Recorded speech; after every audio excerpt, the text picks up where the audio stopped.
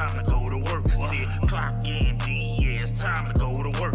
It's time to go to work. Yeah, it's time to go to work. Gone clock in, clock in, clock in, gone clock in, clock in, clock in, gone clock in, clock in, clock in, clock in, yeah, it's time to go to work. See my defense, they on the field right now.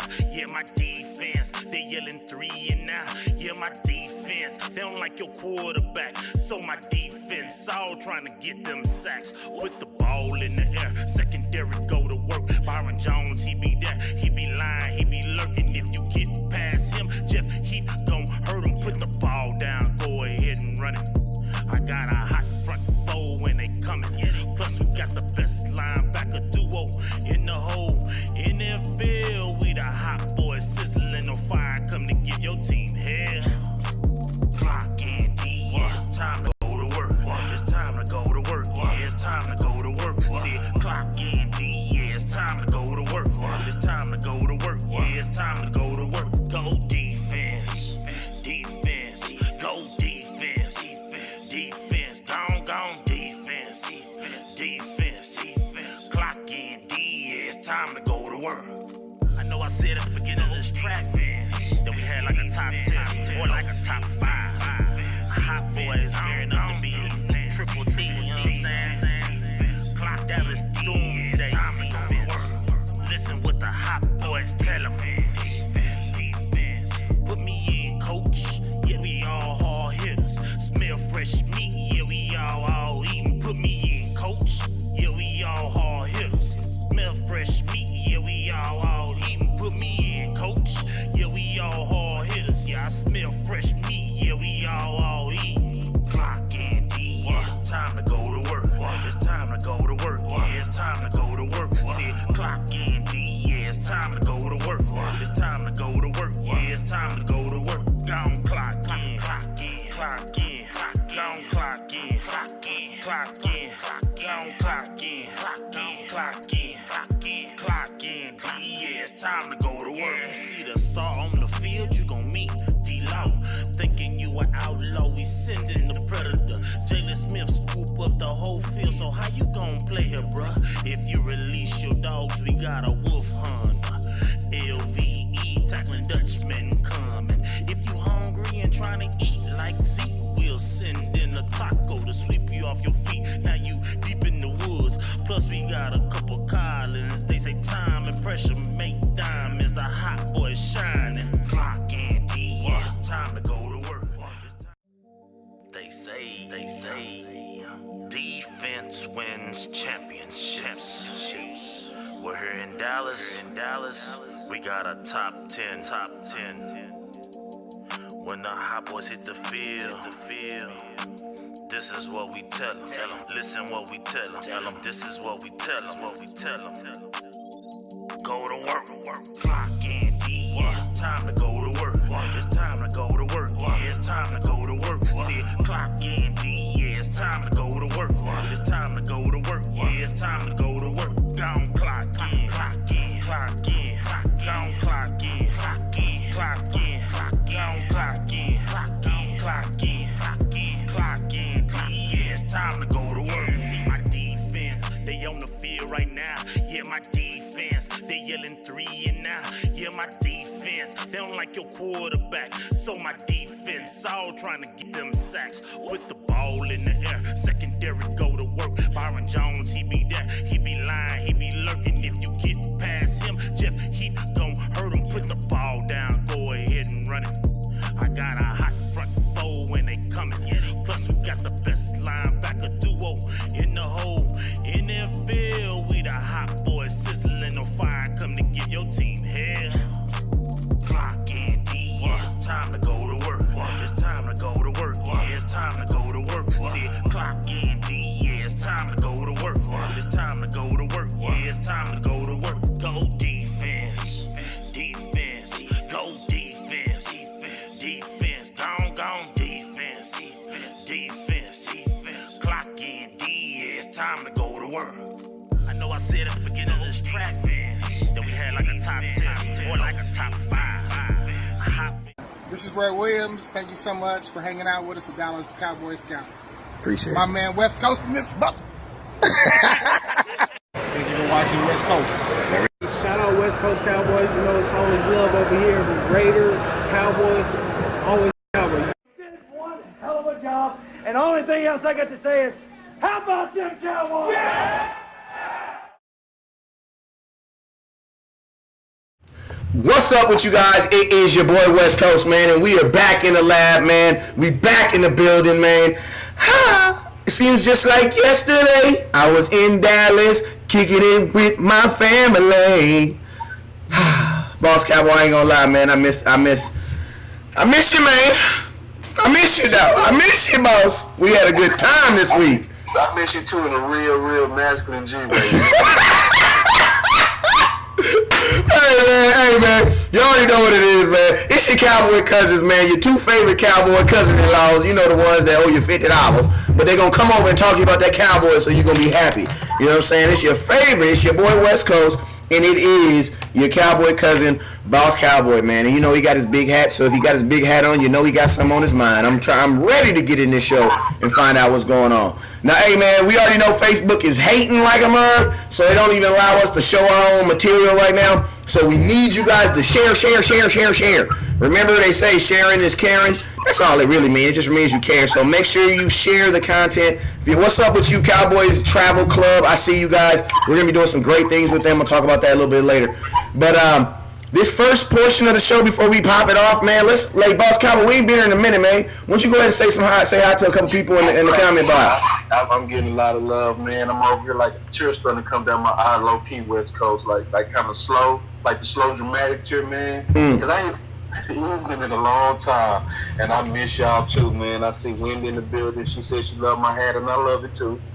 And then Marcy, Marcy says it's her favorite hat. Hey, look, this is now, from now on, this is Boss Cowboy's official hat.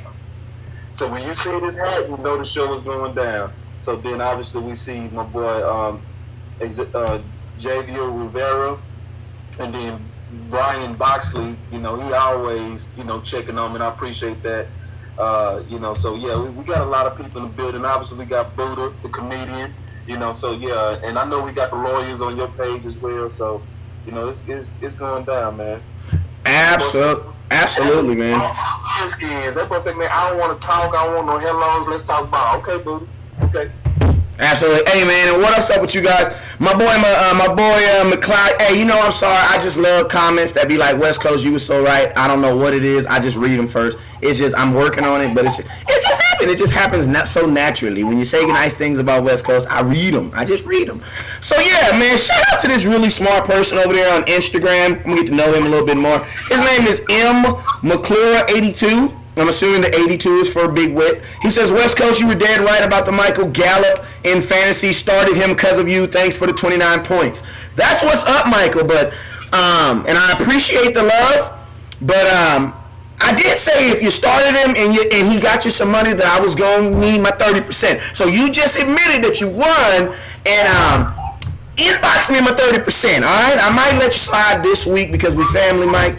But next week, I'm going to tell you right now, if you win money off West Coast Fantasy, man, I'm going to need my 30%, man. But hey, shout out to everybody, man, who started Michael Jeezy, man, who understood the stuff that we're trying to, that not even that we're trying to preach to you guys, but the stuff that we're trying to teach you guys over here is a lot of 1 + 1 = 2. So, Boss Cowboy, I'm going to be honest with you, man, it just 100% made sense to me that Michael Gallup was going to have a career game. Why? Because if you have been running an offense, why would you then change that offense to suit and cater one person?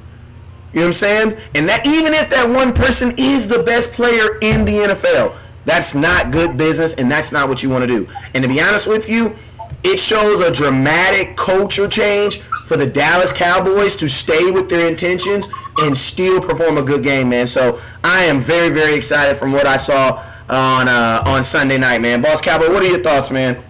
Well, first of all, I want to say that's obviously an advantage of why you want to listen to the Dallas Cowboys Scouting Show, because you have basically an insider. You have somebody that was at training camp, okay, and that was telling you what he was seeing.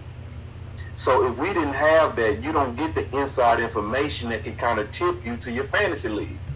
And it was just also good intuition and good insight by you, right? Because I wasn't in the training camp in Oxnard. You were, So I saw Michael Gallup in Dallas when he came to practice, but they was in Oxnard much longer, so I couldn't pick up on a trend like you saw, to where Michael Gallup was actually, really doing a really good job of developing chemistry with Dak.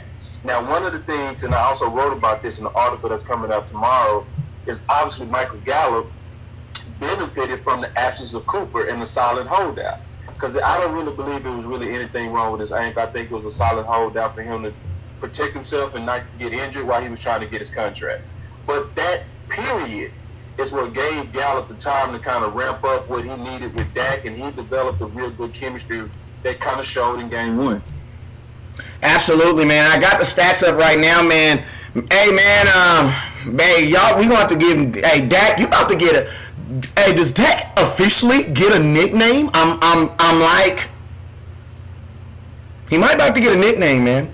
I got so many nicknames for Dak right now, bro. Like he about to, cause I know one nickname that you're gonna have. I got a couple. Give me yours first. Well, I'm gonna tell you one that's gonna have to stick. It's kind of long, but it makes sense. How about this? Dak Prescott, aka Mr. I'm the best quarterback, week 1, considering these guys had 4 months to prepare for this game. Prescott. Oh man. What do you think about that? I'm like, nah. That's too long? Bro. I ain't lie to you, bro. I don't like it. You don't like it? That's too long? All right. Shut them up, Dak. Make them be quiet, Dak. Okay. Super silence on the haters, Dak. Okay. Like it's so much that he really did with this game. Because see, this is what happens with Dak, and it's not over. For some reason with Dak, it's not about winning the game.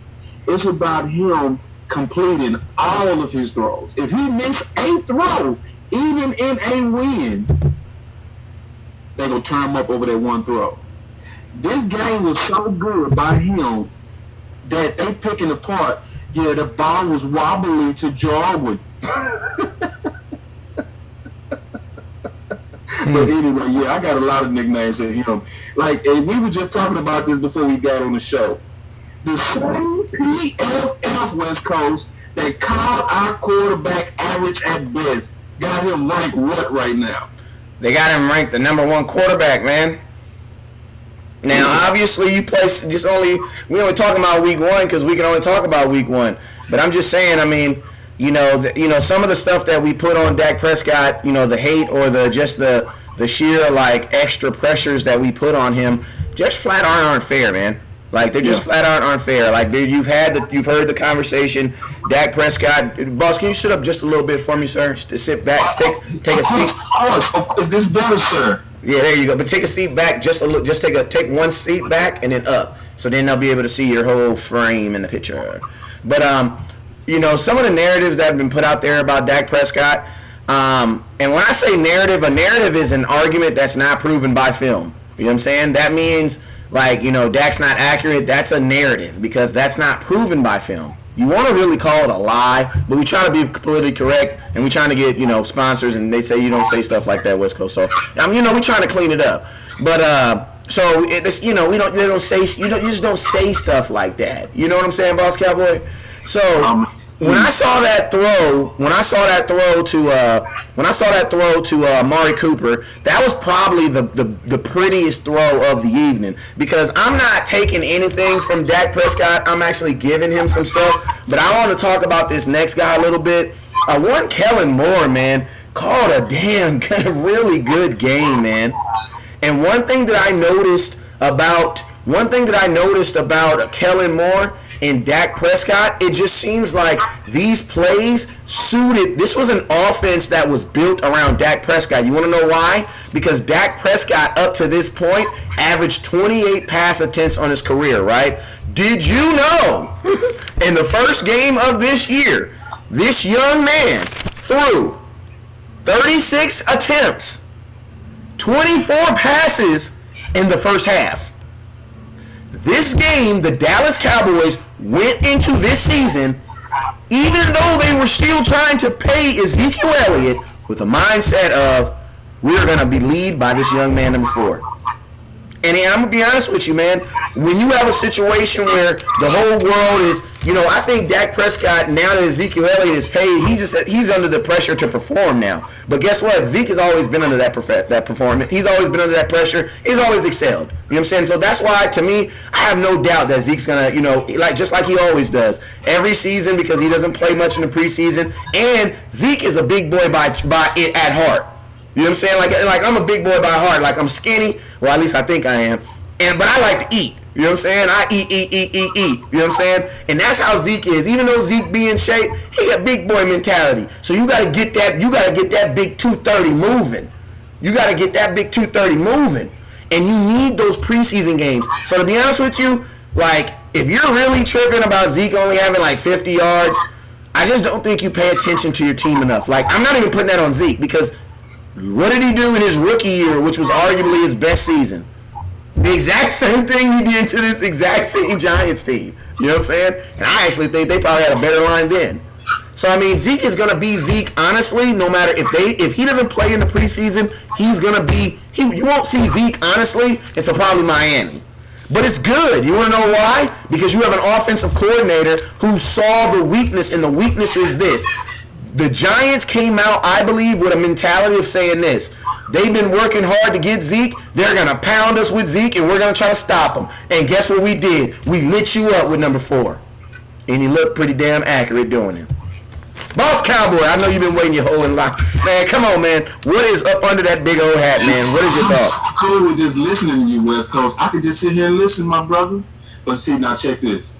As you was talking, bro, I was looking at some of these names, and I'm going to get back to football. But these boys been killing these names. I saw Dak Assassin. I saw the Silencer. Ooh, he posted these names. Dak Stastic. Dak Stastic. After Dak Sparrow, now, Tony, you missed on that one. I'm sorry, I can't go with that one. Hey, you know we wouldn't be us if we didn't let you know. Yeah, you missed on that one. I'm talking about when I say they killing the names, they got me wrong. But anyway, yeah, I mean, I don't want to be because I'm like you. I don't want to be too much on we were right, they were wrong type. I want to just kind of stick to facts. I don't want to throw it in people's face because, that's what make people get even madder. But the bigger fact. Hey, they'll start watching you start doing that type of stuff. You start telling them, you say stuff like, yo, y'all know I was right about my. Start, they'll hit them. They tune out. They don't want to hear it. But this is the deal. On West Coast, I'm about to unfollow you right now. But this is the deal, and the big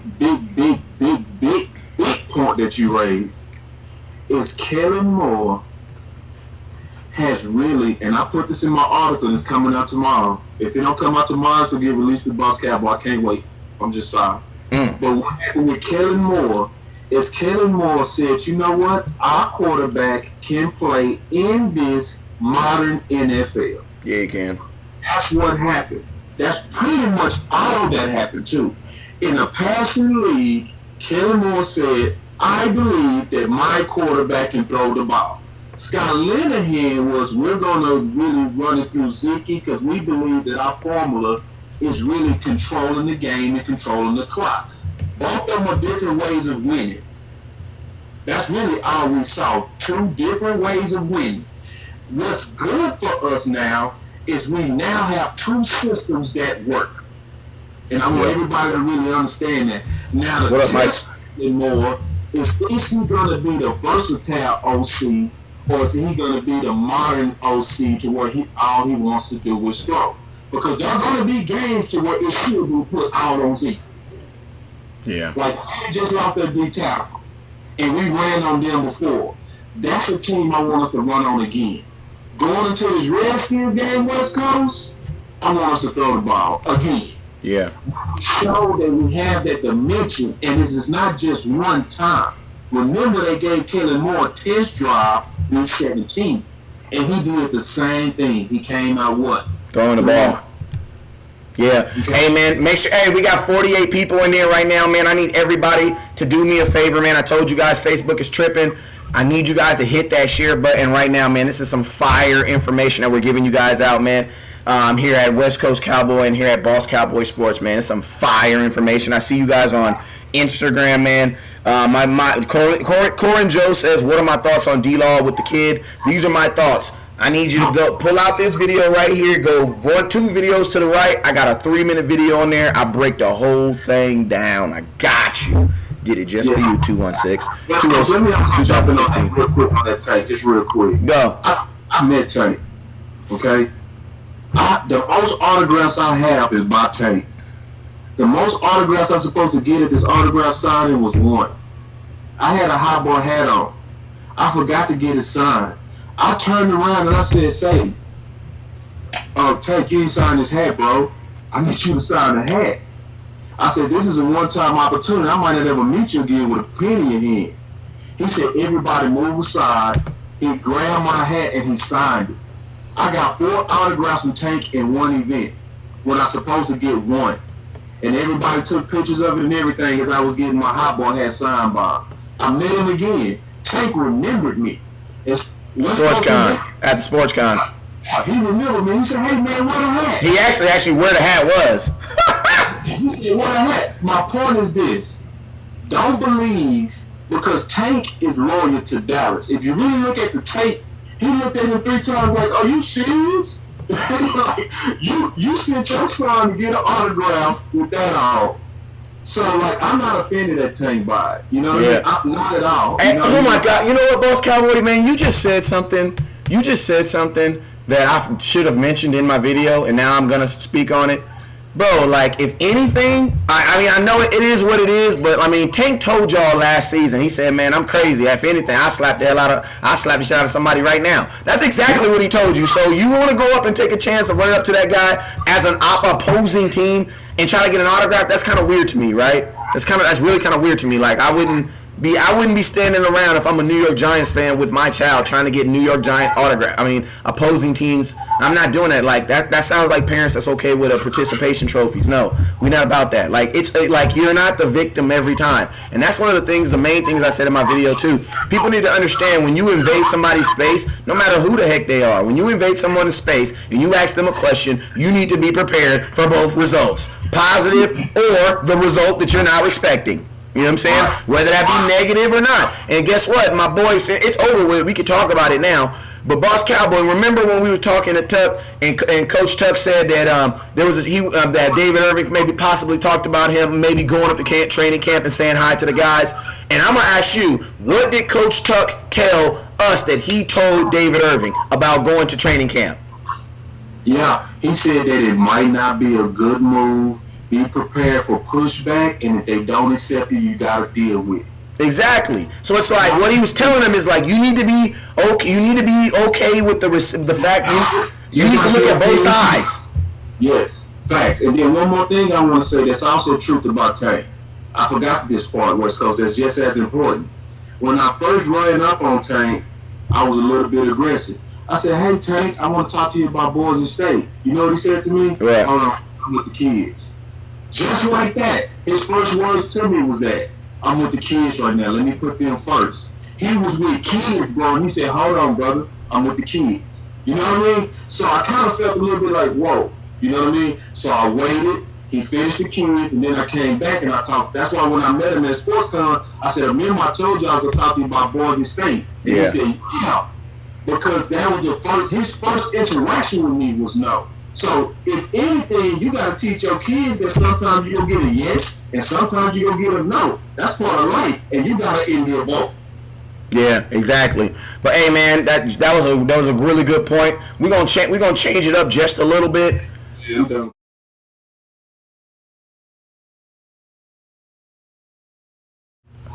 All right, so we back on here, man, and I just wanted to kind of talk about some things that kind of stood out to me as far as the aggressiveness of this offense, man. Like, something that I always say, and I ain't gonna say when Tony Romo was the quarterback, because it just feels like people, whenever you make that statement, people are assuming that you're accusing Tony Romo of the reasoning. No, I just think we're saying it as an era. You know what I'm saying? Because he was the focal player that time. But one thing that I would notice during that era is the Dallas Cowboys did one or two things. We either started fast and end slow, or we either started slow and end fast. We were never really consistent. You know what I'm saying? There was really not even games where we were just started slow. You know, just started slow the whole game. Like, we didn't even have really many of those games. It was one or the other each game. Now, one thing I like about this game, man, is it kind of goes against the grain of that because, boss, you saw the Dallas Cowboys score 21 points in the first half and then score 14 points in the second half. Now, remember this. Dak Prescott only played. They brought in more. They brought in more with 7 minutes left in the third quarter, 7 minutes left in the third quarter. He had a drive and a half. I mean, I'm looking at this. I see two things that stick out for me. I see an offense that did not take the pedal off the metal, and I love that. That means this 35 points was a real 35 points. This wasn't like no fluke. You know what I'm saying? Because we consistently scored each quarter. Just kept on moving the ball. And something else that it lets me know is, man, Dak Prescott probably would have threw for 500 yards, man. This would have probably been a career game. And I'm going to be honest with you, Jerry Jones robbed him of a career moment, man, because Dak Prescott was so on fire. He was Steph Curry mode. And when Steph Curry's even in that mode, you know what Steve Curry do? You know what he do, boss? He let him shoot. Yeah, he keeps shooting. He let him shoot. Back up a little bit on this, bro. Just a little bit. I thought they did let off the gas. I think this is one of the most, and I'm talking about in years too. In years, this is one of the best prepared games, overall game plans by Dallas that I've seen in years. Because if I just looked at it from Dak, I would be upset. But when I look at the fact that they also limited Tank's reps, Jones rep, Zach Martin reps, they anybody that had a question mark, they pulled them when they was controlling the game. And they did it early. I actually love that because that's, to me, personnel management. That's A++. Because if you got a contract concern, I don't want that continue to play, nor should he. It was almost like what they did with Zeke his rookie year, right? They know that they was leaning on Zeke as the engine of the offense. So week 17, what did they do? They sat him. Even though he could have broke a rookie record. It's the exact same thing with these guys. And I feel you, though. I would want an extra check mark on the Dak name, right? Because of all the hate that he endured, the PFL calling him average and all of this kind of stuff. And he could have easily broke one more record. And I agree with you. But at the same time, I'd rather say in the start of the season, let's keep him safe. Let's preserve these numbers. Let's forget the individual awards and let's focus on the team. And they did that. And I feel you, though. Your passion would make you say, no, yeah, because I'm stay hot. I feel you. Can I say something real quick? Of course. Hell no! What you talking about? What are you talking about? Are you really trying to take the only tool I have away to get paid away? No. Are you telling me? Hell no! I make $800,000. Can I ask a question? When in the history of an NFL has a team pulled an $800,000 quarterback? When in the history of the NFL you do not protect an $800,000 quarterback? No, yes you do. But I'm gonna tell you. Can I say something? Can I say something? Yeah, but let me finish. You're not letting me finish my point. Let me. You don't protect an $800,000 quarterback unless you know in your heart he's really worth something. And if he's really worth something, because if he's not nothing, think about this. The New York Football Giants put in their backup who makes $20 million more than Dak Prescott. Dak Prescott outperformed every single quarterback, including 3 backups that played this season, and he makes less than every single quarterback that played this week. Even Jacoby Brissett makes $15 million. So, I repeat again, Jerry Jones, why did you pull an $800,000 quarterback? $800,000, that's nothing. I'm going to be Jerry behind the scenes, okay? You want to know why he did it? It's because he knows that Dak is worth the money. That's why he pulled him. More than that. I'm going to add a carrot to it. It's more than that. You know what it is? Yeah. He is putting it out of reach in terms of his work. Yep, that 40 million he making. Oh, I'm not worth 35. Yeah, that 40 I said, because at some point Dak just gonna say, yeah, I did say. If he have 4 more games of this, Dak should just tweet, yeah, I did say 40 million. Yeah, I did. Because look at this. Listen, let me tell you like this, boss. When you tell a young man he can't do something, and then not only does he do it, it's kind of like Jordan, man. And I'm not comparing Dak Prescott to Jordan. I'm comparing the circumstances to Jordan. They said Jordan couldn't play defense. You know what he did? He went out there and won Defensive Player of the Year, man. Yeah, man. They said Dak Prescott can't throw, he can't read defenses. Well, I'm going to ask you a question. If that is the case, how do 8 different individuals, 8 different receivers or tight ends caught a pass on Sunday night? Another amazing stat. 4 different individuals caught touchdowns that night. Then think about this, Boss Cowboy. What does it say? What does it mean to you when the person who has the most yards doesn't? And this is not a bad thing. This is not a bad thing. But the person with the most yards, Michael Jeezy, doesn't get in the end zone. But everybody else, you know what that lets me know, boss? If you open, you get in the rock. Say it again. Let's say open it up, bro. Listen. If you Dak, low key, if Dak can do these types of things, he will make it enjoyable. And make these guys, because I'm going to be honest with you, Blake Jarwin's okay with getting 3 passes for 39 yards as long as one is a touchdown. Randall Cobb will have no problem for 4 catches for 69 yards as long as one is a touchdown, averaging 17.2 goddamn yards per catch. Randall, what are you doing? Yeah, man, Dak was running it up, man, so they had to pull him. They had to pull him, man. It was like, look, man, what we gonna be able to? Cause see, they already kind of tiptoeing around not wanting to pay him, cause they stalling right now. They really didn't want to play Dak. Y'all think they don't want to play Zeke? They really didn't want to play Dak. They still don't want to pay Dak, and the only reason they ain't paid Dak yet is because Dak has had no kind of hints of pushing back at them. As long as he don't push back at them, they're gonna continue to stall, and that's exactly what's happening. But at the same time, I know why they pulled him, man. Because if he would have ran it up and then he would have broke another, if he would have broke Romo franchise, 506 yards, he would have broke it. He would have broke it. Yeah, bro. He was in the zone, bro, and it was early. Hey, think about this, Buddha, my boy Buddha. I know my boy Buddha was on your thoughts on this, Boss Cowboy. I saw this same exact video. I'm cutting it up right now. I was gonna release it, but Buddha didn't drop it, so I'm about to talk about it. In the sights and sounds.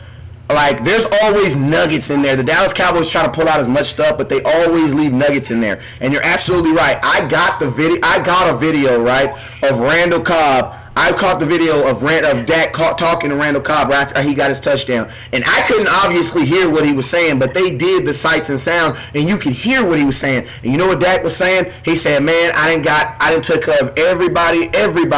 I'm going to get you one. You should have knew I was going to get you one. That's what Dak told him. Hey, 2 things I want to say. That ain't Aaron Rodgers, but I promise you, he love Dak more than Aaron. I guarantee you, Cobb love Dak more than Rodgers right now. I promise you, do. No, your quarterback has a responsibility. I love it. Go ahead, Dak. Go ahead. I just said Dak. Hey, man, I'll be the quarterback. Hey, man, I try to tell you, my brother. Now, check this out. Shoot. First of all, y'all need to read my articles, man. Not just the titles, read the articles. Because, first of all, I have to say this, but I'm not saying this in a braggadocious way. I told you. I said, what's the best thing for Dak Prescott? Public hate. That's the best thing, because West Coast will tell you I'm real big on patterns. If you know the pattern on Dak Prescott, whenever you're getting ready to get an all-world performance, it always comes before major public doubt. It happens every time. I can go through the whole history of that. That's one. And I ain't going to go into that, though. But number 2 that I want to say, that's just as big, but actually more important going forward. Dak, with the protection that he had, because we didn't talk about that yet, that his protection was so good, Dak is back to rookie Dak, which Dak didn't discriminate as a rookie. He made you earn your targets. Yep. So it was open. Hey, remind him what he told Dez. I love Dez too, but remind him what Dak told Dez as a rookie. I told Dez, he said, I will throw it to you when you're open. And guess what Dez started doing? Earning it. From that game on, which was the Browns when he said that in 2016, From then on, Dez was on a Pro Bowl level because he basically told him, "You got to earn it with me. If I don't like the separation I see, I'm not throwing it." And that's what he does. So if you win your matchup, Dak will reward you. And that's what we're back to. We're back to 2016 Dak. But what's even better is we're back to 2016 Dak with weapons that fit him better. Yeah.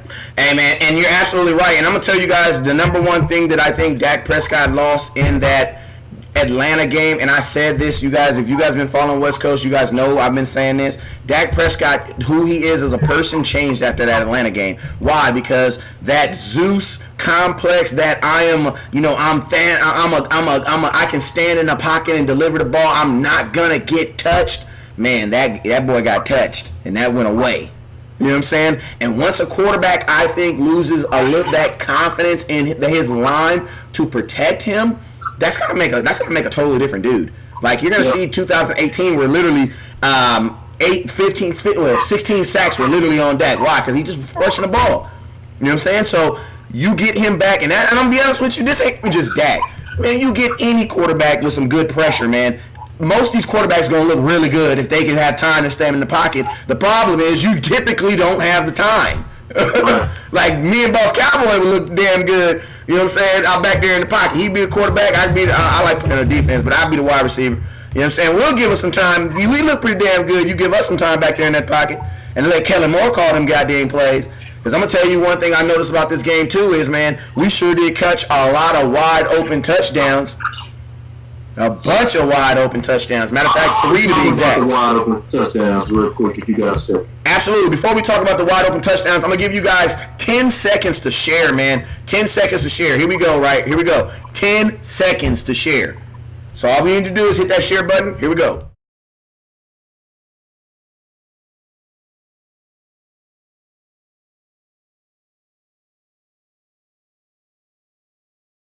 All right, your 10 seconds is up. Everybody should have had their opportunity to share. There you go. There you go. All right, we back. We had 27 shares. We should be at least at like 60-something by now. Why? Because we got 44 people on here. All right, and then Instagram. I don't know how you share on Instagram, but y'all just do what y'all do on Instagram. Y'all know what it is. YouTube, whatever, your baby. I know you can share on YouTube, so share it on Twitter. Share it at your mama house. Share it at your auntie house. Share it to that Giants fan that you're friends with at the water cooler that always talk crap. Share it to him too. So we back on here. Let's talk about Kellen Moore, man. What was up with all them wide open touchdowns, man? And do you think this is something that we're gonna see more of? Or was this a Jacksonville? I really need to know, Boss Cowboy, because you know we talk about stuff that actually matters here. Was this a Jacksonville Jaguar game, man? Was this one of them situations where they go off and you know what's crazy? We play the exact same team the very next week. You know what I'm saying? After the Jacksonville Jaguars, we went to Washington. You know what I'm saying? So, is this a Jacksonville game, or was this the real deal, boss? That's my question. I need to know. Excellent question, and this goes to why people was wide open too.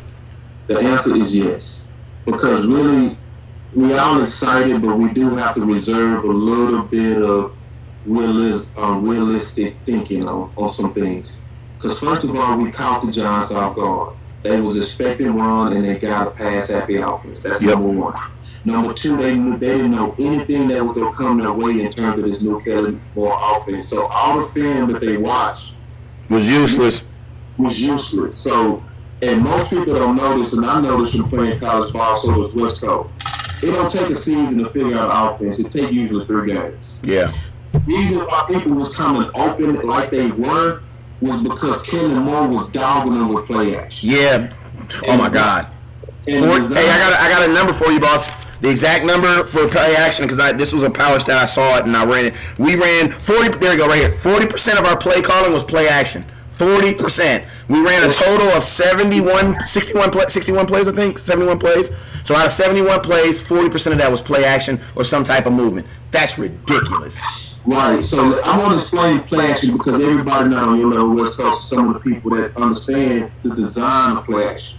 The design of play action means to people that might not understand it is where you fake a run to try to get the safeties to bite down and think it's run and get behind them. Okay? And with us being a running team for years, what else would you expect? Right? Yeah.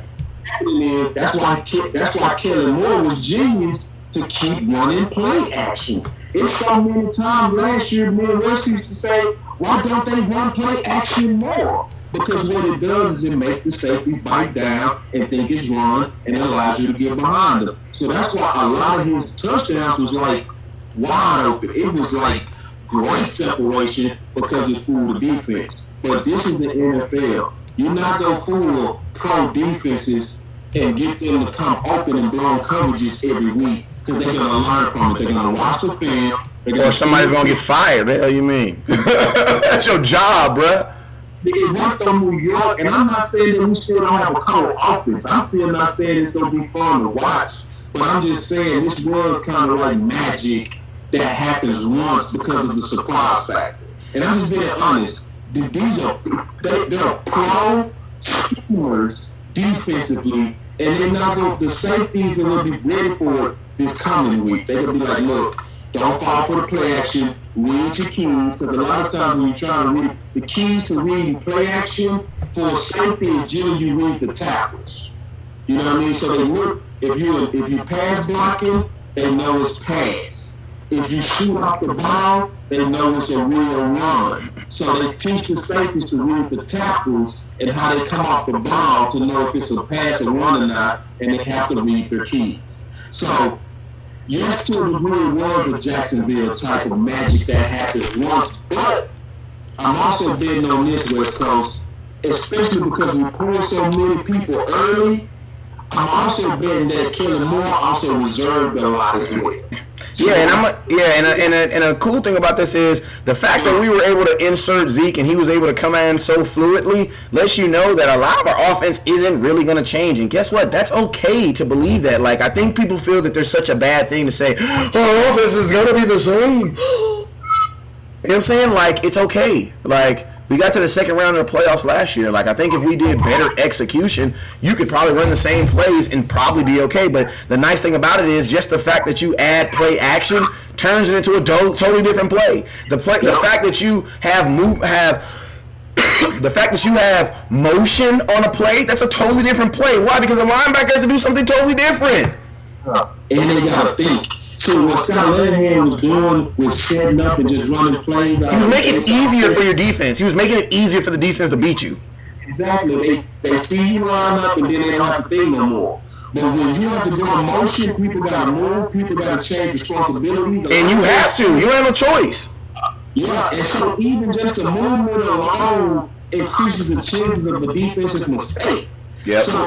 So basically what I honestly felt like we was looking at was Scott Linehan versus Kellen Moore. We were looking at ego play calling versus common sense play calling. You had ego to say we're better athletes and we're going to just go right at you. That was Scott Linehan's style. Kellen Moore said we're going to confuse you because we respect you. Yeah, and Jesus, boss Cowboy, I love talking Cowboy football with you. I just love it. Just so much. I just love it so much.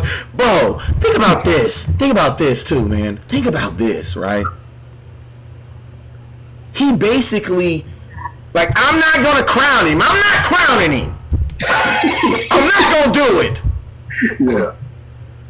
But I'm gonna say this, man. Jerry was right about his comment about the Rams, bruh, last year when Jerry said that the Cowboys reminded him of the LA Rams, man.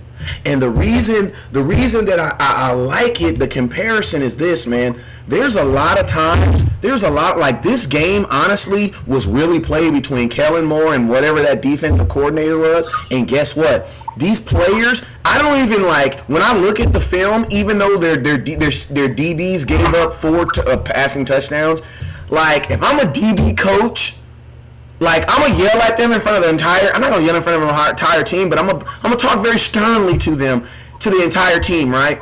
But when we get into our inner meeting, I'm going to say something like, the DC should have caught y'all in some better situations. Why? Because the middle of the end, bro, like, this was a situation like with the Rams game where you had C.J. Anderson who was killing it. And you know what most teams would have did? Said, no, C.J., we got to go to Gurley. But we didn't do that. Gallup had the hot hand, so he stuck with the hot hand. That's supernatural. That's super next level coaching. But you know what that also says, and what we also need to start thinking? is Kellen Moore believes that Michael Gallup has the ability to win you a game in the NFL. Like, and not only did he do it, but he showed it. Like, there was no force feeding of anybody. It was literally like the Golden State Warriors offense. Like, you can beat Golden State, you just going to have to score as many points as them. Period. So I mean that's you know it's small. It's small. So what you're saying really in a nutshell is that there's genius in common sense. So really, remember what we said a long time ago? Sometimes the smartest thing in the world is to do what? The obvious. The obvious. Like, for instance, the Rams beat us because they just read scouting report. Honestly, they look at our line and attack it. Elaborate on that a little bit because I know it's a long time ago. Just elaborate on that real quick. Because Ross was out. Woods was hurt with his shoulder. Obviously, Irvin was missing because he was suspended. Dayton Jones was sitting on the sidelines with me. Dayton Jones was on the sideline with West Coast chilling. So Antoine Woods tore his labrum on the second play of the game.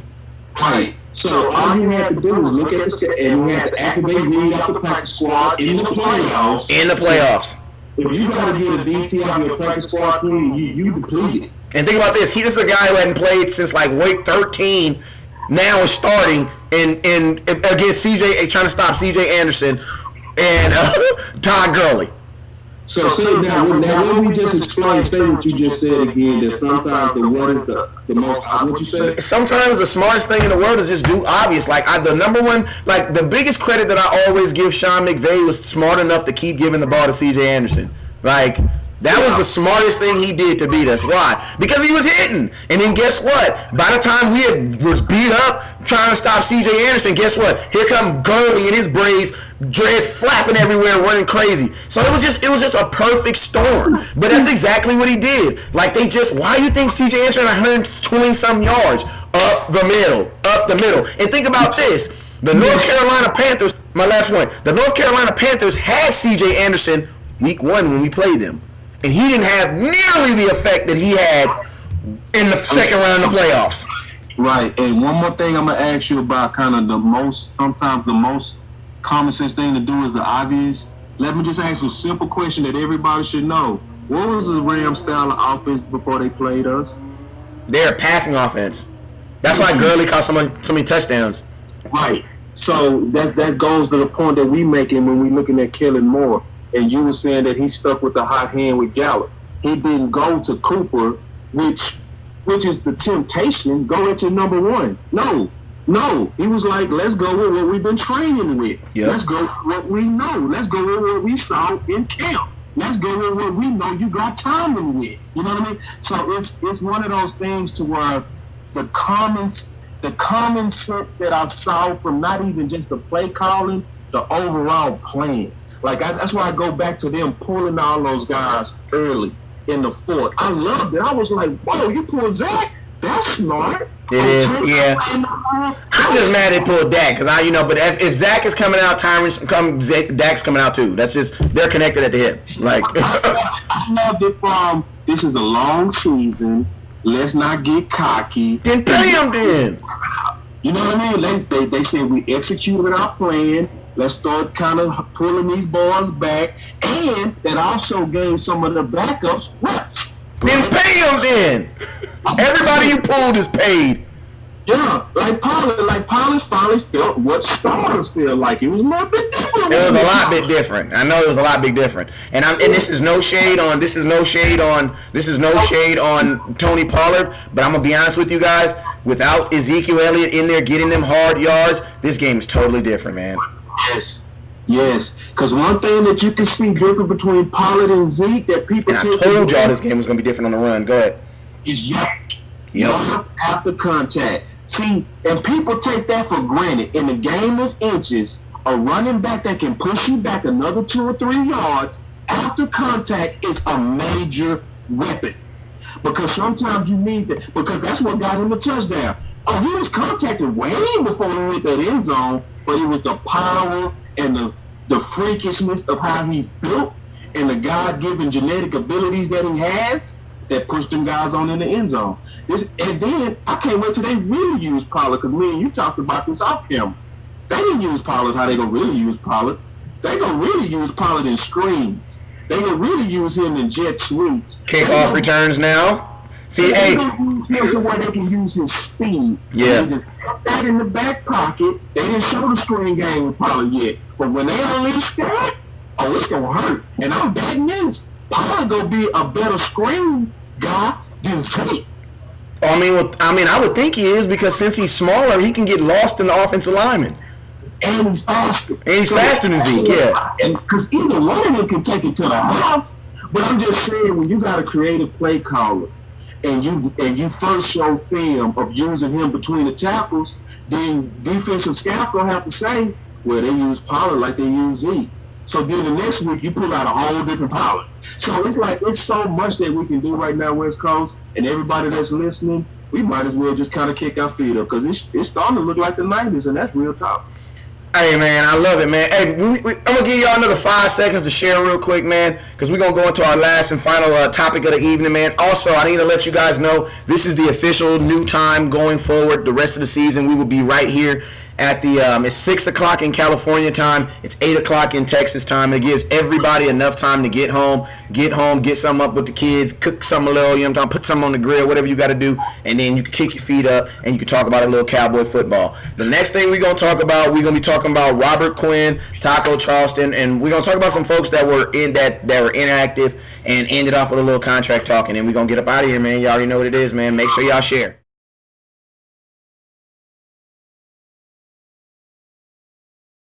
Alright, man, so we gave y'all a little bit of time, man. Gave you about 5, 6, 7 to share the content, because y'all know Facebook be trending like a mug. But I want to know, man, I got some random questions I want to throw out there. I got this random question I want to throw out there, Boss Cowboy. It's not really random. You guys know it's attached to some thought or subject, but it's going to be random for this point. Is Joe Jackson better than Taco Charleston? No. Okay, so why did Joe Jackson play in the first game of the NFL season and Taco Charleston did not play in the first game of the season? I want to know. Well, what the hell is going on?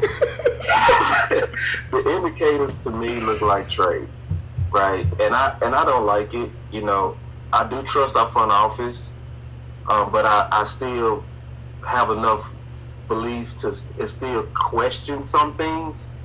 And I'm hoping that this is not a situation where we're going to lean on Will McClay too much, because Will McClay does such a good job with depth that I think sometimes we can waste what he does.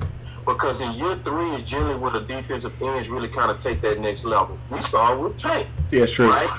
Because Tank, actually, Taco was drafted because Tank wasn't looking like he was going to be the guy that the War Daddy comment, Tank was already on the team. He said, Jerry Jones said, we're looking for a War Daddy. And DeMarcus Lawrence was already on the team. So they were not talking about DeMarcus Lawrence.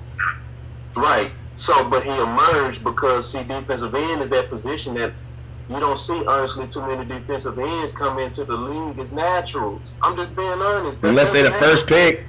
Even the first picks generally take, like, about 3 years to kind of get in the rhythm and get that confidence to where they start dominating that position. So Taco already showed that.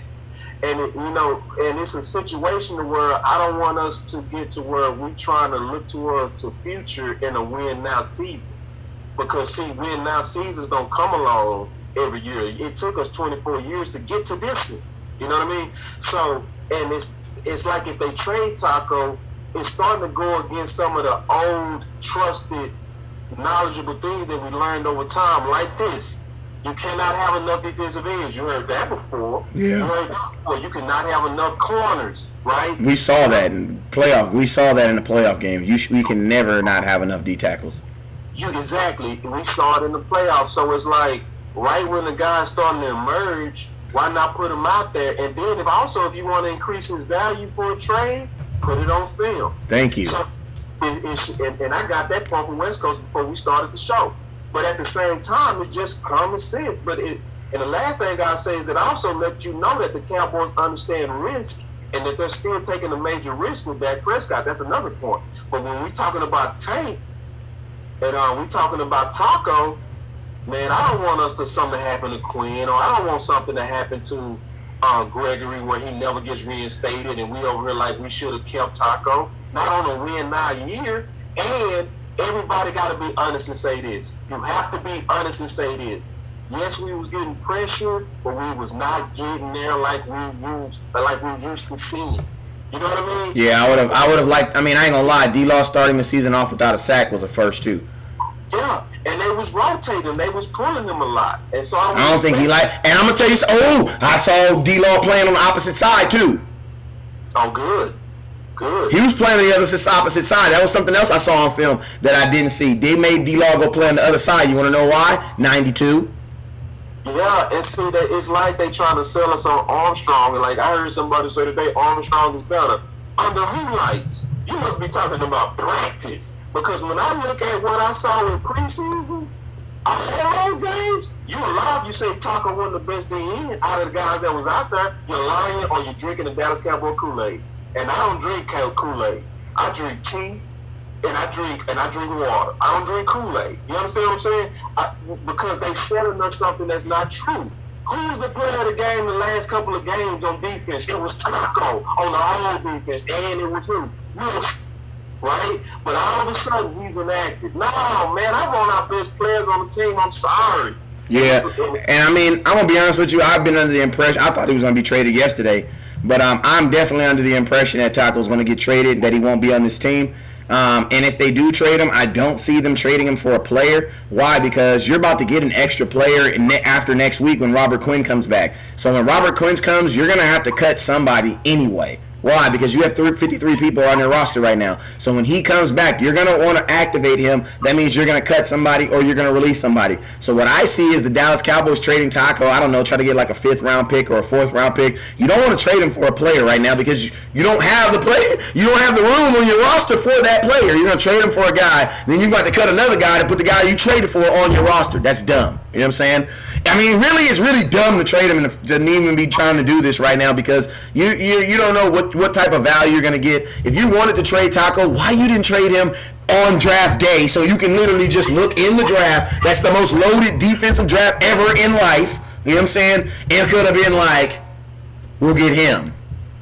You know what I'm saying? We understand they released Jordan Chun, but you still got that 53-man roster. We're going to play a game this week, so that means somebody will be brought up for this game. I think somebody already was brought up for the game, to be honest with you.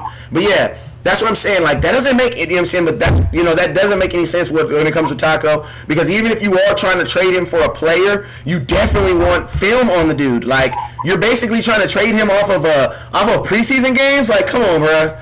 Like, and if you've already made, and you know what's really, really sad about this? It lets you know that whatever they're going to do with Taco, the decision is already made, and there's nothing that he can do about it. But it's a little bit of hope for him, right? Because it takes two to dance, right? Yeah, I mean, there's hope if he plays. But, I mean, if you're taking his opportunity to play, then... What I mean is it takes two to dance in terms of a trade partner, right? Because, some teams, they set you up. And it's the beginning of the season, and a lot of people be full of optimism with their current roster, right? So there's not enough injuries yet to where you're going to have trade value in him. You see what I'm saying? So if there's no trade partners and we start getting kind of some bad luck at the defensive end or a lack of production, he could play from that.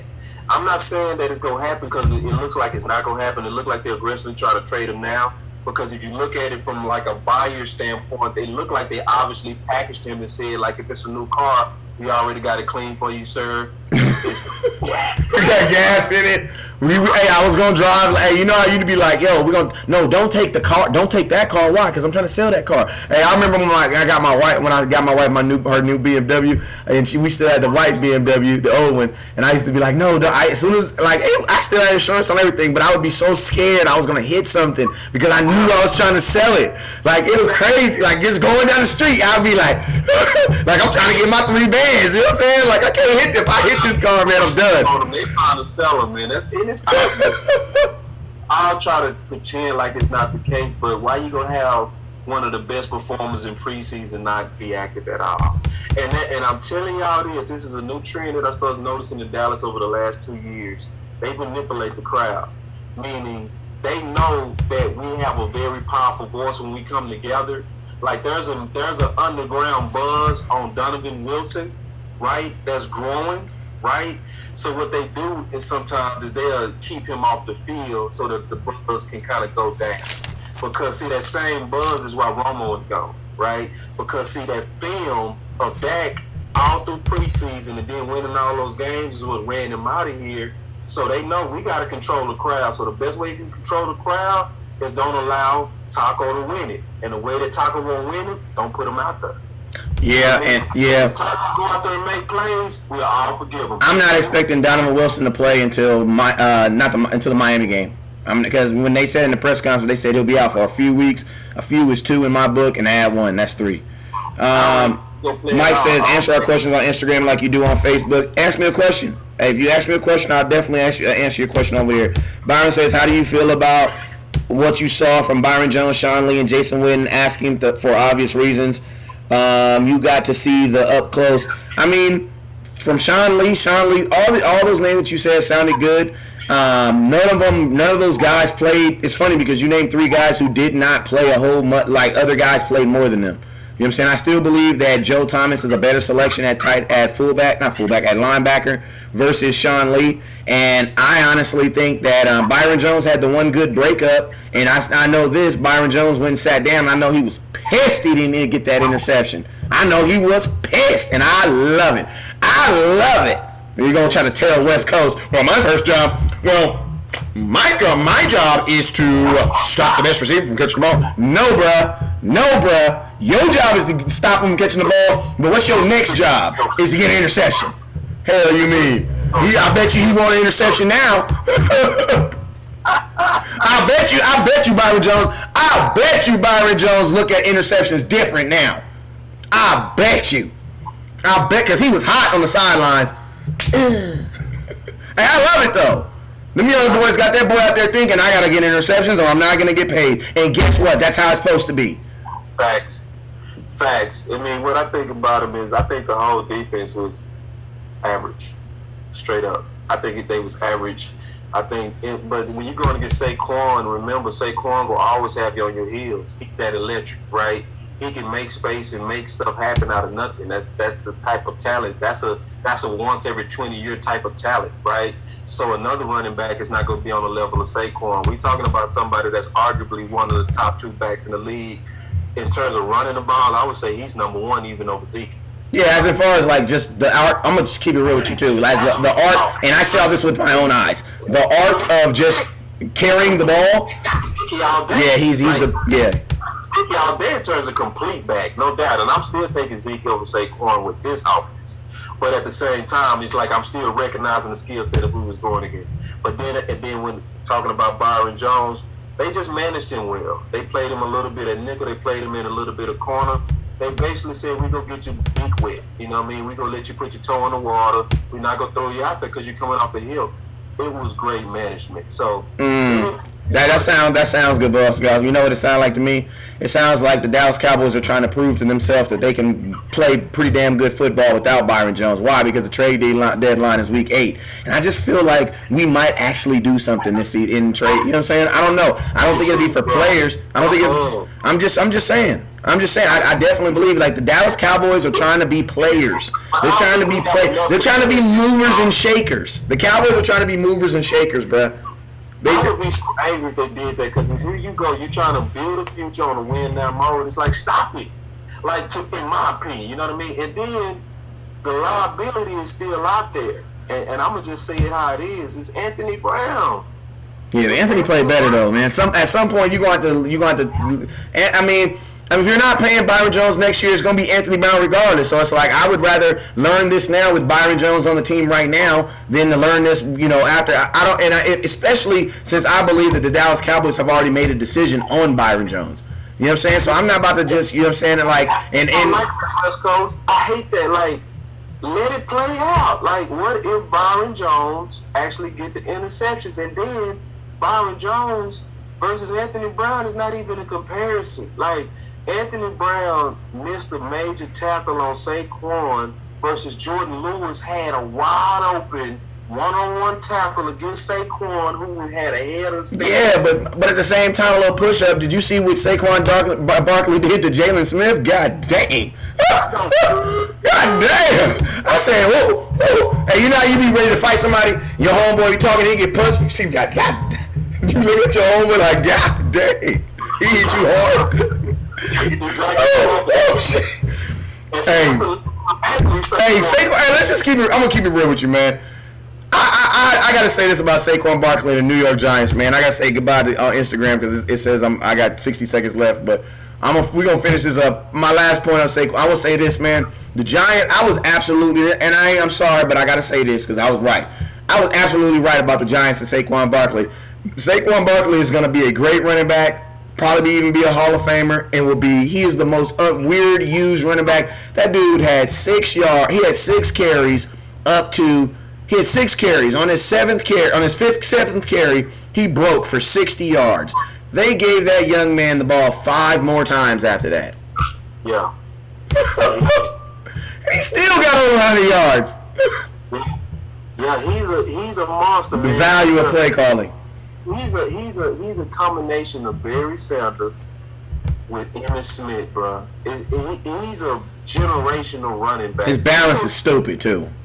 And we gonna see him for a while. The best thing about it is that we built for him. Because if you can make Jalen Smith look bad, who's also a freak, you know what I mean? Like for real, like that standoff with Jalen was like nasty. Bro, like it's some things where you can hate your opponent, but you still gotta sometimes do this, West Coast. Yeah, you gotta tip your hat. That's what I was saying earlier. Like on my earlier show, I was like, "Yo, I know some of y'all talking about how did the defense let Saquon Barkley?" I'm like, "What you talking about, boy? That's Saquon Barkley. Like you cannot expect great players not to have great moments. That's why they're great players. Like that's just what it is. Right. Like Saquon is going to have a moment. Why? Because he's Saquon freaking Barkley. You know what I'm saying? But we just can't allow him to put his fingerprint on games. Exactly. You know what I'm saying? Yeah, basically, he gonna have a moment or two. And some players you gotta know. Michael Jordan is gonna have a moment, right? LeBron is gonna have moments. Your job is to limit those moments. Exactly. With some people like that, it's to limit them, bro. It's not to stop them. To say you're gonna stop an athlete that ran a 4.3 at his size and his agility, stop it. Yeah. He's gifted. God put his hand on him and said, "I have declared that you will play running back." And he's doing it. And he's doing it. Like straight up, like you were put on this earth to play running back. You know what I mean? So it's one of those things to where we gotta respect that opponent. But at the same time, I gave our defense an overall score of a B. You know, and a couple of things I'll say before we close out. There wasn't really no big plays other than that play. In the one-hand catch by Lap. I mean, we already knew the Giants wide receivers core, they can catch the ball. They're just not explosive. Yeah, but see, what I hope that the fan base does, and it's a buzz that's growing, because I really believe this, if you win the crowd, you win your freedom. Jordan Lewis is graded the best nickelback out of all players in the NFL, brother. And I wrote my article Monday, and I wrote a major part of my game recap on this crazy competition that's still going on between Anthony Brown and Lewis. What more does Lewis have to do to earn the job as a starter on our defense? I don't know what more the man can do. The only thing I can see him doing is getting an interception. Oh my God, you read the thought out of my freaking head. Bro, we know the Cowboys. That's just what it is. And that's the only thing I can see is you got to make a phenomenal play a couple of times, and then we'll go ahead and close the book on this competition. But this has been an open competition for 2 years, and it's honestly been way too long. Honestly. Mm-hmm. Like, it frustrated me to watch Jordan Lewis break up that ball in the end zone. That was nasty. I was taking notes, and I was writing Jordan Lewis on open field tackles back to back to back. Yeah, man. One thing about Jordan Lewis is Jordan Lewis is gonna be one of them dudes like it's amazing that he doesn't have like an injury history, because he plays bigger than what he really is. Bro, perfectly stated. Like I'm surprised he doesn't have like a broke shoulder or something, because he don't care. I tackle on Saquon. Like he don't care.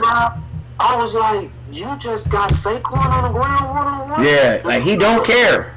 Do you know how many highlights Saquon made of our own defense? Yeah.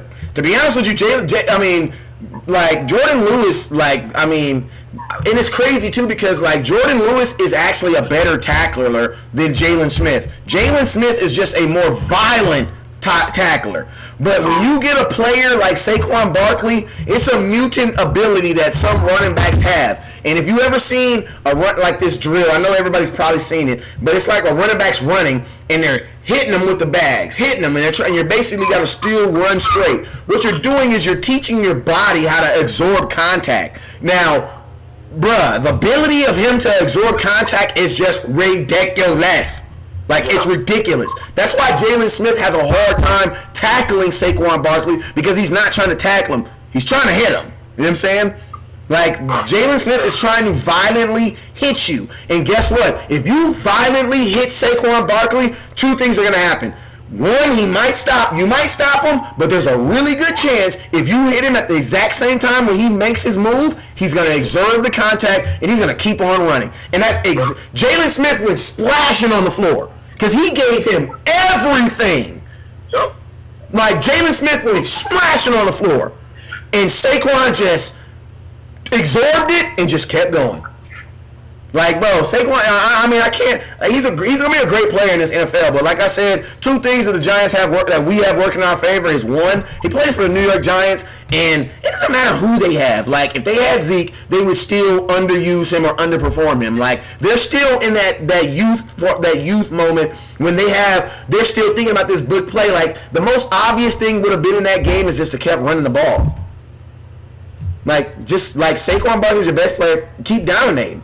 Make us try to stop. They didn't do that. Like, they basically they willed that to us. You know what I'm saying? And then you throw us on screens too. Yeah. They was killing us on screens with him. Like, they was getting big. And the tight end. Don't forget that tight end screen, boy. I tell you. You know it, yeah, man. I mean, like, the defense, man, you know. Oh, what I wish to have a tight end like Ingram. I like Jarwin, I do, but oh my God, could you imagine having a tight end in our offense that moved like Ingram? Oh my God, bro, who scored 50 freaking points, bro? Man, Ingram looks so ready. Oh my God. See, I don't want y'all to think we pop in New York. It's just it's because some of these guys we looked at before they was drafted. You know what I mean? So you kind of already know what they are, right?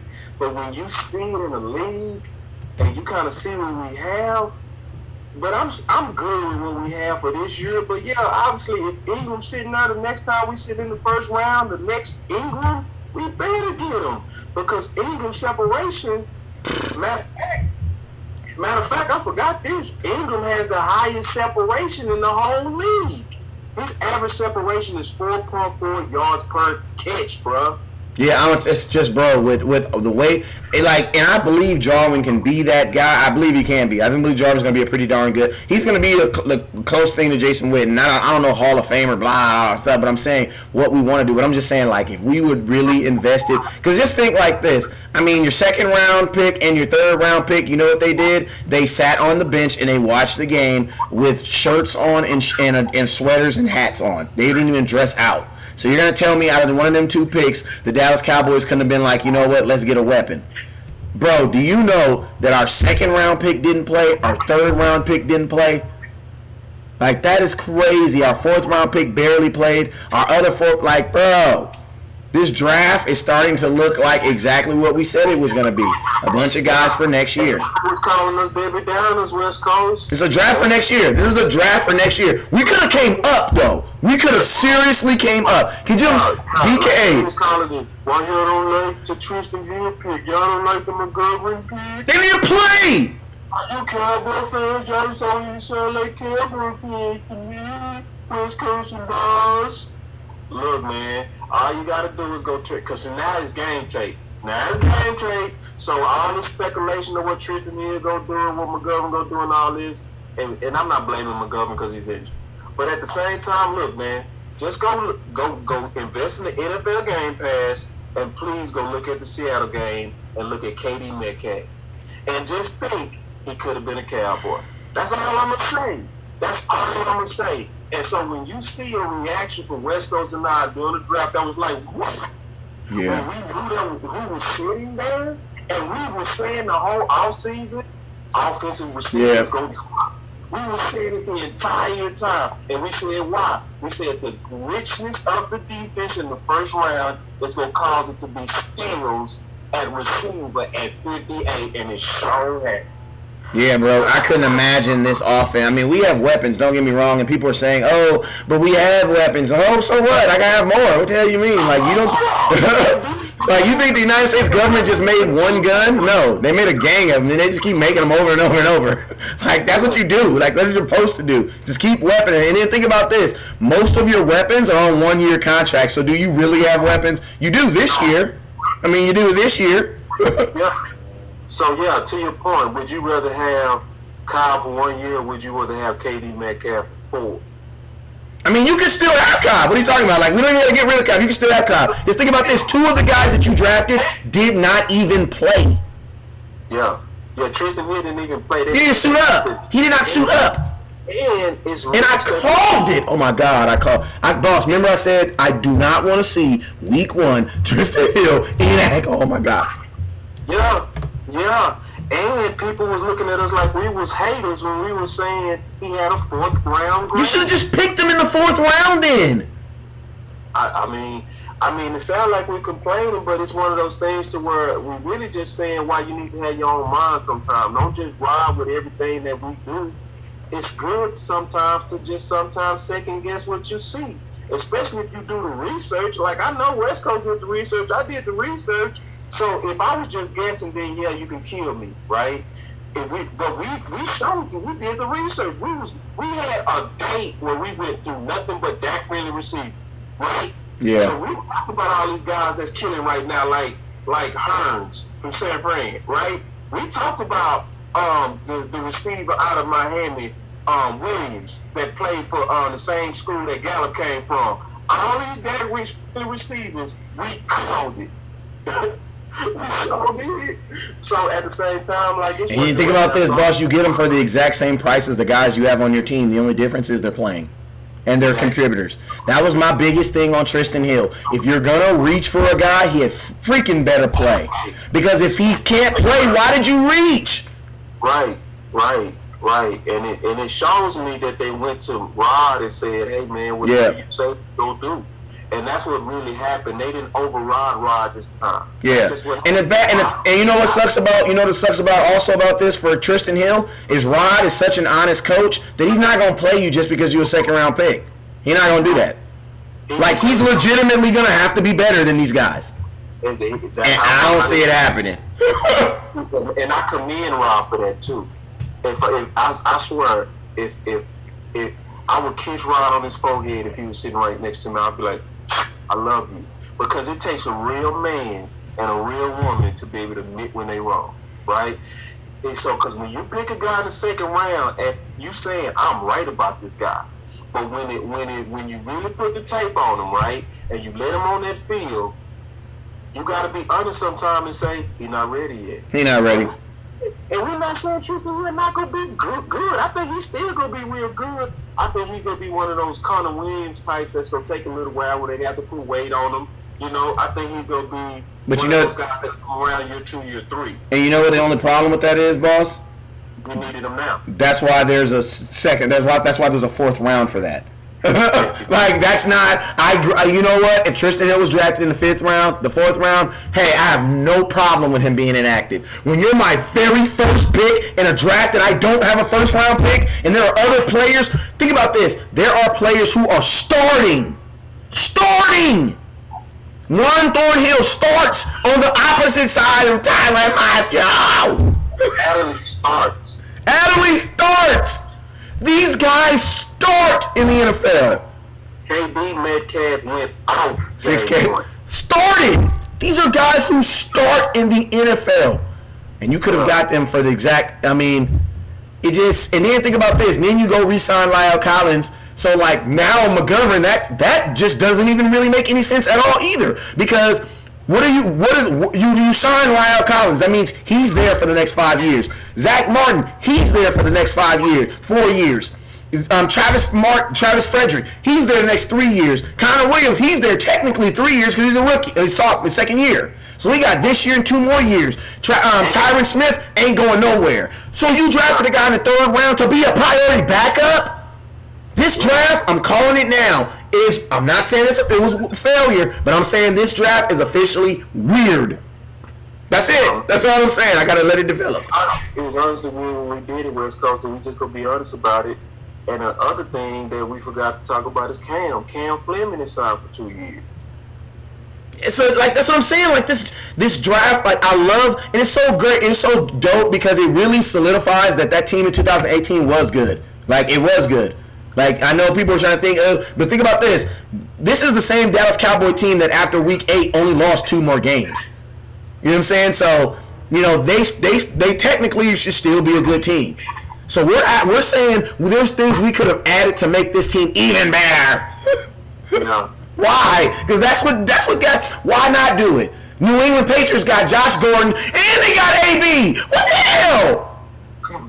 Well, one thing that we got to learn from this as a fan base is that we need to combine our voices to really try to get the Cowboys from being, because they say that they pick best play available according to need, but there's no such thing as that, right? You either picking the best play available or you're taking care of your need. At this point, with the way that this team is built, we are truly in a place to where we can truly pick best play available, and we need to do that always going forward based on how we're built now. Because we're a young football team. We got a lot of people that sign. We also have a lot of people on one-year contracts. We also know Will McClay is exponentially good at plugging holes. So since he's so great at plugging holes, like Hyder is a great substitute easily for who? Tristan Hill. Yeah. And it was found by Will McClay. So you didn't have to panic in the draft. You could have went in and got one of the best guys that was sitting, that was obviously a high grade above Tristan Hill. And that's just being honest, right? To where we say, okay, we can go with Adderley, who was sitting there. We're throwing here, who was sitting there. We could have went with Katie Metcalf, and we wanted to just help back out some more. You know what I mean? We could have did so much with 58. You know what I mean? That would have helped us now. Yeah. So because you're not thinking that Donovan Wilson's going to come in and do what he does in the 6th round. Don't even try to play me. No. Don't try to play me. Yeah, exactly. You didn't see that coming. I mean, we all loved his highlight tapes coming out of A&M, but we know that he wasn't a higher grade than the other safety that was above him in terms of grade. Now, how he played in preseason was higher. You know what I mean? And he did good. But you're not trying to tell me that you thought he was going to play like that. That's why you picked him in the 6th round. You didn't know that. You didn't know that when you drafted him. Yeah, and where we can cross our fingers and say this, we can just pray and say, Will McClay, you did it again in terms of genius, right? To where you still finding us dimes in the 6th round. You still find, you know what I mean?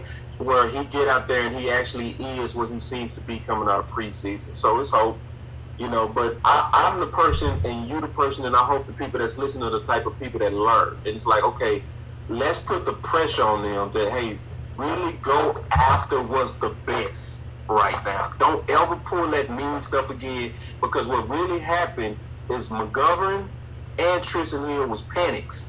They was panic over the Rams game, and they was panics over Frederick. Yeah, absolutely, man. Absolutely. So Dallas Cowboy, but other than that, man, I think, man, we went through everything that we said we was going to talk about today, man. Shout out to the Dallas. Hey, let me give you guys an update. Randall Cobb, they are listing him as a rib injury, but I'm going to be honest with you guys. If you follow me on IG, I actually saw Cobb right after the game walking around in the Landry Lounge in the family area. I ain't no doctor, you know what I'm saying? I play one on TV, though. No, I'm playing. But I'm not no doctor, but he looked all right to me, you know what I'm saying? So I think, it could be just, a lot of times it just be football-related injuries. We'll keep you guys updated on that as possible. Other than that, man, Boss Cowboy, let them know where they can find you at, man. Yeah, definitely find me at Boss Cowboy Sports. That's definitely all my platforms going to be Boss Cowboy Sports except Twitter. Twitter's going to be backwards. It's going to be Cowboy_Boss. That's my handle. All right. And, hey, man, you guys already know what it is, man. It is your boy West Coast, man. Game recap coming out tomorrow. It should come out at 12 o'clock. If it don't come out from the editors approved, I'm going to post it myself on Boss Cowboy page. Hey. So make sure you guys be on the lookout for that. I'll also share it on my page so you guys can get to read on there, too. Hey, I appreciate everybody for sharing today on YouTube and on Facebook. We appreciate you guys. We always try to interact with you guys. What's up with your Merc and Willie? I appreciate you guys, your great comments, and shout out to everybody that was on Instagram too. Man, hey, it is your boy West Coast. I'll see you guys in the morning. Make sure you guys go to Instagram at West_Coast Cowboy. and you can find all my newest videos and stuff like that. I told you guys Facebook be tripping sometimes, so I'm trying to diversify myself, do more live shows on Facebook, and do all my standalone content on Instagram. All right, but make sure you guys tune in. I appreciate you guys, and you guys already know what it is. Never look down because the star is up. Peace. This is Ray Williams. Thank you so much for hanging out with us with Dallas Cowboy Scout. Appreciate My it. man West Coast from this buck. Thank you for watching West Coast. Shout out West Coast Cowboys. You know it's always love over here. Raider, Cowboy, always a Cowboy. You did one hell of a job, and the only thing else I got to say is, how about them Cowboys?